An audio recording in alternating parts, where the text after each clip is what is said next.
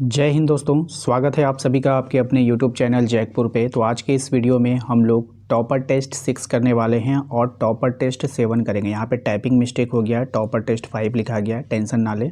Topper test 5 already पहले ही upload कर दिया गया है। ये टॉपर टेस्ट 6 है और टॉपर टेस्ट 7 दोनों एक ही वीडियो में अपलोड कर रहा हूँ, क्योंकि समय काफ़ी कम बचा है आपके पास। तो जाते जाते अगर आपने 1 से लेकर के 7 तक का टॉपर टेस्ट देख लिया तो आप लोगों का जो बुक है एनसीईआरटी का, मैंने उसको कंप्लीट करा दिया। ठीक है, भले ही इससे कितना क्वेश्चन लड़ेगा कितना नहीं लड़ेगा, मैं झूठे वादे आप लोगों से नहीं करूँगा, लेकिन मैं आप लोगों से एक सच्ची बात और 100% ट्रूथ बात आपको मैं बता रहा हूँ कि मैंने एनसीईआरटी का पूरा कवर करवा दिया आप लोगों को 7 टेस्ट में। ठीक है, ये छठा है।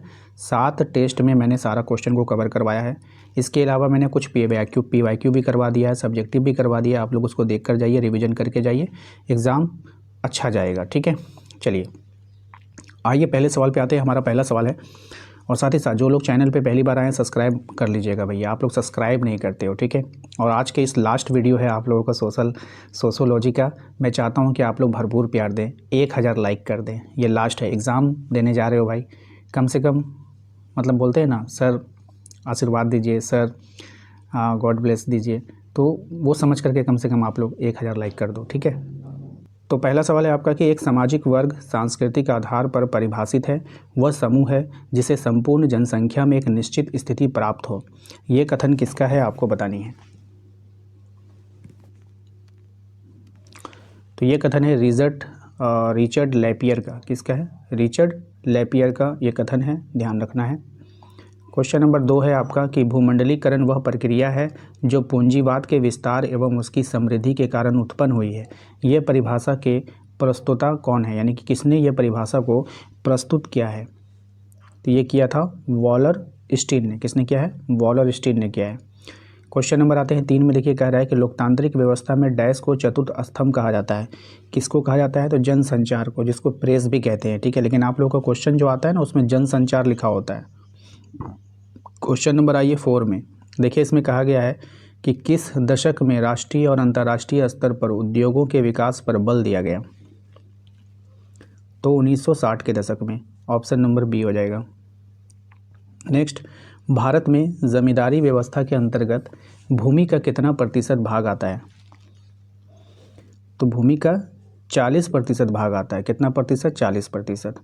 क्वेश्चन नंबर आइए 6 में। कहा गया है कि हम एक समूह को तब वर्ग कह सकते हैं जब उस समूह के लोगों को जीवन के कुछ विशिष्ट अवसर समान रूप से प्राप्त हो। ये कथन किसका है? तो ये कथन है मैक्स वेबर का। किसका है? मैक्स वेबर का, ऑप्शन नंबर ए हो जाएगा। नेक्स्ट आइए अगले सवाल में। द कंसिक्वेंस ऑफ मॉडर्निटी पुस्तक का लेखक कौन है? सही जवाब हो जाएगा आपका गिडेंस। क्या हो जाएगा? गिडेंस। ठीक है, नेक्स्ट है आपका क्वेश्चन नंबर 8। ये किसका कथन है कि जनसंचार एक ऐसी प्रक्रिया है जिसके द्वारा विचारों को विभिन्न साधनों के माध्यम से पूरे समुदाय तक पहुंचाया जाता है। तो किसका है ये? विल्सन का। किसका है? विल्सन का, ऑप्शन नंबर बी हो जाएगा। नेक्स्ट आते हैं क्वेश्चन नंबर 9 में। कहा गया भारत में स्पष्ट रूप से उदारीकरण की प्रक्रिया का आरंभ किस शासनकाल में हुआ था, आपको बताना है। तो नरसिम्हा राव के शासनकाल में हुआ था। क्वेश्चन नंबर 10 पे आई। इसमें कह रहा है कि रॉबर्ट रेडफील्ड के अनुसार कृषक समाज की क्या विशेषता है। समरूप समाज होता है, कृषि भूमि पर नियंत्रण, स्वयं उत्पादनकर्ता होते हैं। तो इनमें से सभी हो जाएगा इसका राइट आंसर।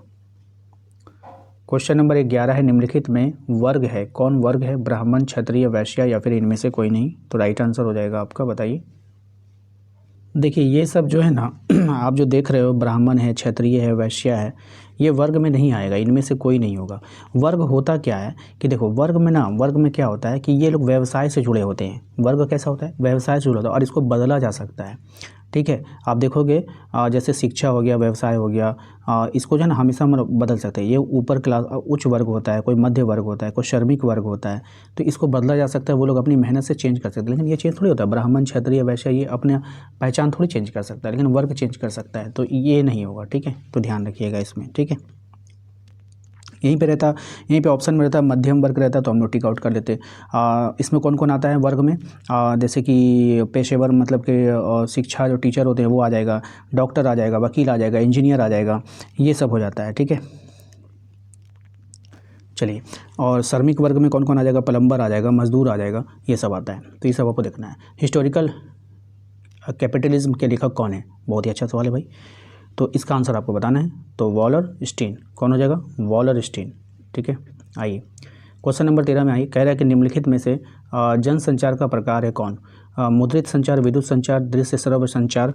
तो इनमें से हो जाएगा सभी। देखिए, मुद्रित मतलब जो छपा हुआ होता है, विद्युत मतलब जो इलेक्ट्रॉनिक होता है, और दृश्य श्रव्य जिसको हम लोग देखते हैं और सुनते हैं, जैसे न्यूज़ देखते हैं हम लोग टेलीविजन पे। ठीक है, क्वेश्चन नंबर 14 में आइए। इसमें कह रहा है आपसे उदारीकरण की प्रक्रिया के प्रभाव स्वरूप आर्थिक क्षेत्र में कौन सा सुधार हुआ है।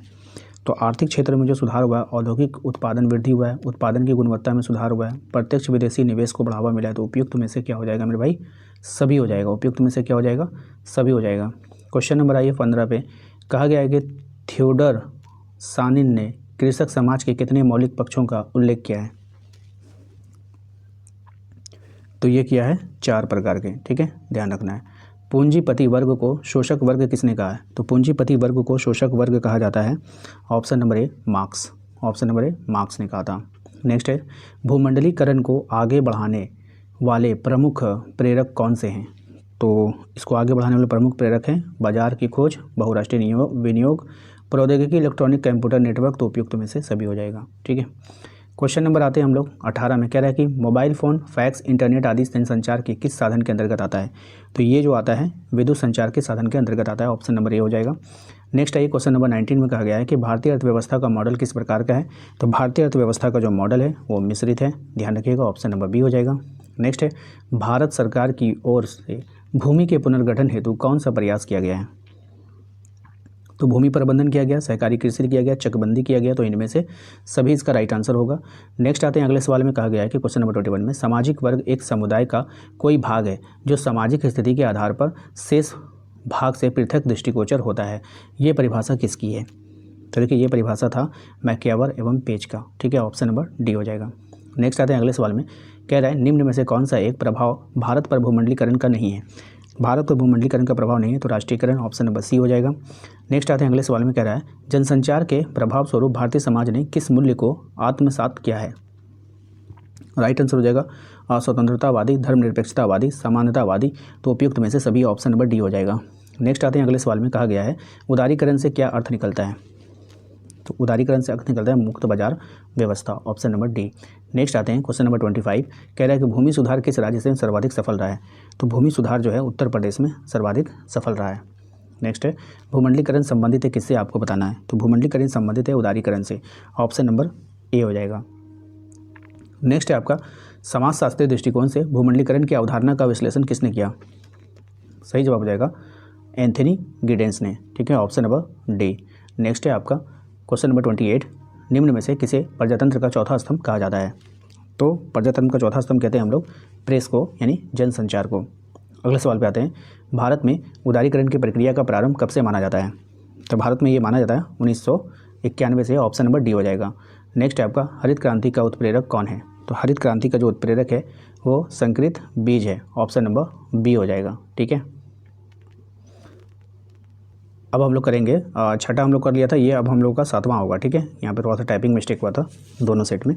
तो टॉपर टेस्ट अब हम लोग करने वाले हैं 7। 6 तक कंप्लीट हो गया, अब 7वां करेंगे। चलिए इसको देखते हैं। देखिए, पहला सवाल आपके सामने आ चुका है। इस पहले सवाल में आपको आंसर करना है कि मेधा पाटेकर जो थी वो किस आंदोलन से जुड़ी हुई थी।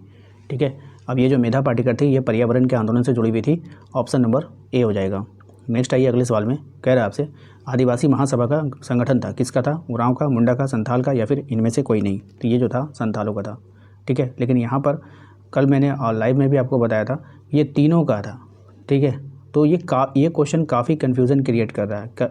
ठीक है, आप उरांव भी करोगे तो सही होगा, मुंडा भी करोगे तो सही होगा, संथाल भी करोगे तो सही होगा।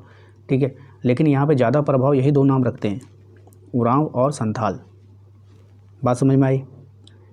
तो प्लीज़ आप लोग जो है आप लोग हमें कमेंट बताओ। कल लाइव में मैंने बताया तो उरांव कर दीजिएगा, लेकिन कहीं ना कहीं आप इसको इग्नोर नहीं कर सकते हो।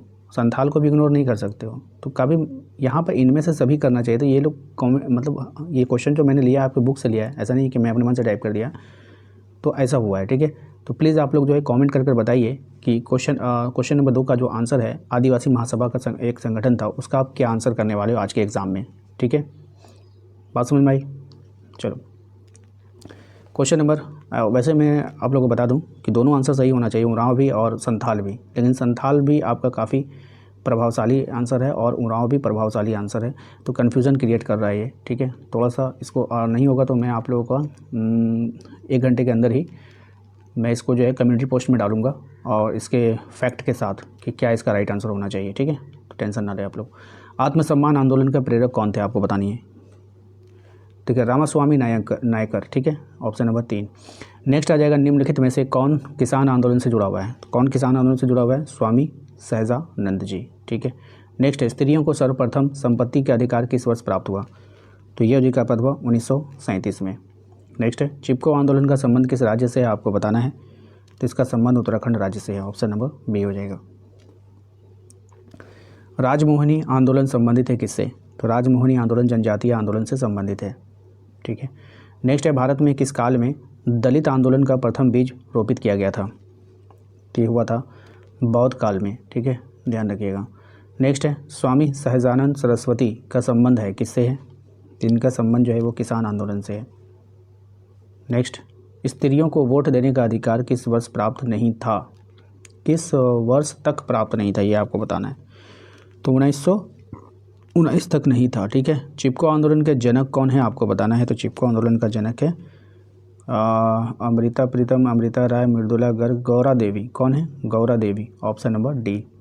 नेक्स्ट है, जनजातीय आंदोलन संबंधित है किससे आपको बताना है। तो ये जो जनजातीय आंदोलन है वह जनजाति से ही संबंधित है। ठीक है, नेक्स्ट है, दलितों के उद्धार के लिए राजा राम मोहन राय ने किसकी स्थापना की थी। तो ये किया था ब्रह्म समाज की। ठीक है, नेक्स्ट है आपका, कृषक आंदोलन का जनक कौन है। तो कृषक आंदोलन का जो जनक है वो है आपका Sahajanand Saraswati, option number C. Next है, देश में प्रथम महिला भारतीय पुलिस सेवा अधिकारी कौन बनी है। तो ये बनी है Kiran Bedi, option number B.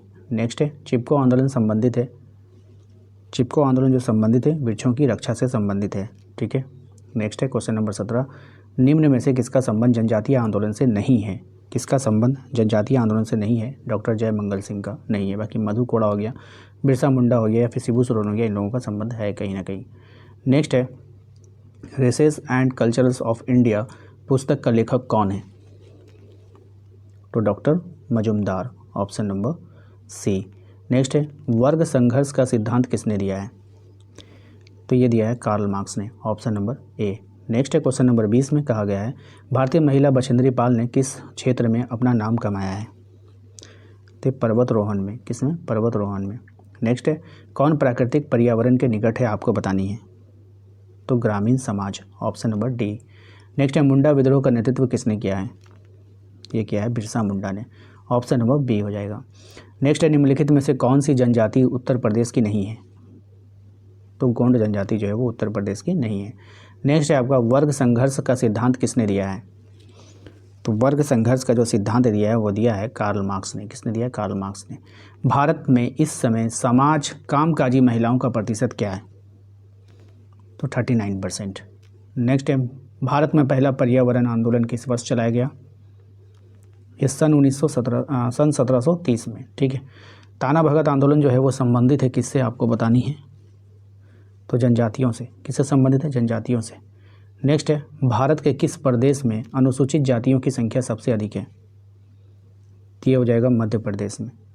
Next है, भारत में भारतीय इतिहास के किस काल को भारतीय स्त्री जाति का कलयुग काला युग कहा जाता है। ठीक है, तो मध्य युग को। किसको, मध्य युग को। नेक्स्ट, बिश्नोई आंदोलन का नेतृत्व किसने किया है।